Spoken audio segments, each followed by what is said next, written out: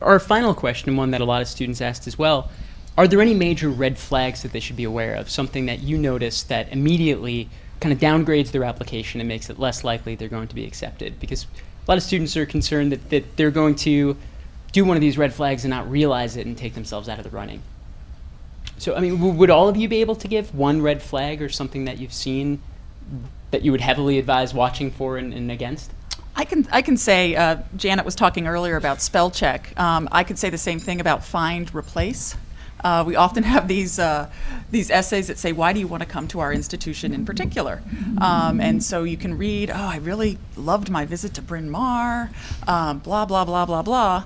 And I really look forward to going to Grinnell. And it's just a shame. And it doesn't always, keep someone out, but it does make us reflect on the fact that we could already tell by reading the essay that it was a very generic essay. And then you layer into that the fact that there wasn't the attention to detail to really do the find and replace, fully. Find, replace all.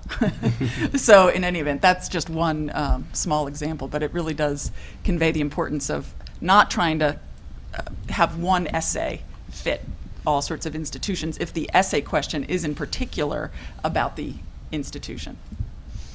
So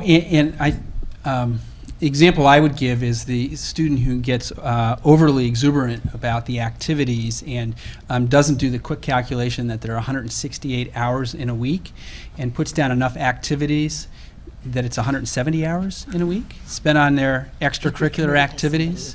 I think, I take this with a grain of salt. I think students are trying to put their best foot forward. But I think as we've talked about tonight, that's not really what we're looking for. We're not looking for them to be larger than life. We're looking for them to live who they are, be who they are, and show us a side of them that we can get excited about. And it's not about being the best or having the most superlatives from a counselor or in their essay or trying to describe themselves. It's about who they are, and then allowing us to make our best judgment as to whether they're a good fit for our community. I think probably one of the most glaring errors was an application that was filled out where it was talking about myself, and then by the end of the essay or statement was my son was in the statement. And it's balancing to make sure there's a level of honesty that students are involved in actually filling out the application.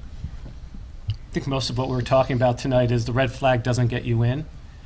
Make sure you're applying to the right schools for the right reasons for you, because maybe you're applying to some schools that just aren't appropriate for you, and they're ultra competitive and they're really hard to get into, and kind of the golden letter of admission was the end result. But the red flag for me is if you end up at a school that's not right for you. So level of selectivity doesn't mean it's the best school for you. And just really be true to your own heart and apply to those schools that can deliver on that. I think it's always disappointing to me when students spend their essay or any of their times when they can write in the application wishing that their SAT scores were higher, or and this is not the place to talk about why you wish your SAT scores were higher, or ingratitude about their school. This is not the moment to complain about your school or your teachers. Find the things that you're grateful for. Find the things that are good and strong, because that's what we want to know. What's good and strong and powerful about you? I guess I would just stress again deadlines, because I talked to a lot of families who miss deadlines. And about 3 years ago in Milwaukee, we had a huge snowstorm on December 1st. Our application deadline, we have a single deadline of December 1st. It was a foot of snow, and literally there were people walking up to our building. You could see the footprints, like shaking the doors, like, please, I have to drop off my application today. And that's already too late, So the not making deadlines, whether it be for admission or for scholarships or for financial aid, students too often say, that was my parents' responsibility. Well, they're the ones, they're not going to college, you are. And so take ownership on those dates and deadlines. Great. As I was listening to this, it's very hard for us to answer the question you asked. Most of our comments very quickly move from red flags to the more positive things that people can do. And I think that's very indicative of the work of admission officers. I mean, part of the title of this panel was Inside the Admission Office. And if we can leave you tonight with some sense of who are the people who receive applications and do this work, we are, absolute optimists and always looking for the best students can do. In highly selective admission, we're pulling from the top rather than pulling from the bottom. And that's what makes the red flag question, I think, hard to answer.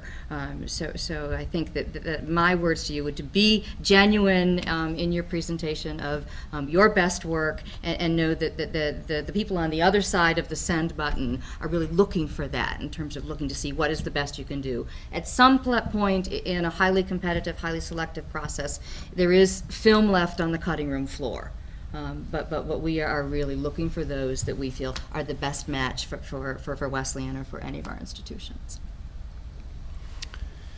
Well, getting back to the red flag. Dick's not an optimist. I'm not I an guess. optimist at all. No, I am, and we're always hopeful when we get a student's senior mid-year grades and final grades after a student has been admitted. What you really want to guard against is just going into the tank after you've been admitted to college and just say, oh, phew, it's over, I don't have to work anymore, I don't have to go to...